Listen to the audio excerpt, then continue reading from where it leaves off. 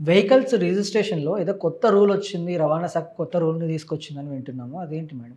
ఎవరైనా వెహికల్ కొన్నప్పుడు ఏం చేయాలి? ఫిజికల్‌గా అన్ని కాపీస్ సబ్మిట్ చేస్తా ఉంటాం. అప్పుడే హ్మ్. రిజిస్ట్రేషన్ అయితది. ఇప్పుడేందంటే ఫిజికల్‌గా ఏవి కూడా పేపర్ రూపంలో ఇయ్యొద్దు. హ్మ్. సో, మన దగ్గర ఏవైతే ఫిజికల్‌గా డాక్యుమెంట్స్ ఉంటాయో అవన్నీ కూడా ఆన్‌లైన్‌లో అప్‌లోడ్ చేసేయాలి. ఏది కూడా ఫిజికల్‌గా ఇట్లా హ్యాండ్‌తోని ఇవ్వడానికి లేదు అని చెప్పేసి డిపార్ట్‌మెంట్ చెప్తూ ఉంది. సో, ఇక్కడ ఏంటంటే ఎవరైనా సరే ఇప్పుడు వెహికల్ కొన్నారు అనుకోండి. సపోజ్ ఇవాళ అప్లై చేస్తే మనకి ఫస్ట్ ఏంటి టెంపరరీ రిజిస్ట్రేషన్ నంబర్ ఇస్తారు. అవును. సో, ఆ టెంపరరీ రిజిస్ట్రేషన్ నెంబర్ ఇచ్చాక 7 డేస్ లోపల ఈ పర్మనెంట్ రిజిస్ట్రేషన్ నెంబర్ అయిపోతది.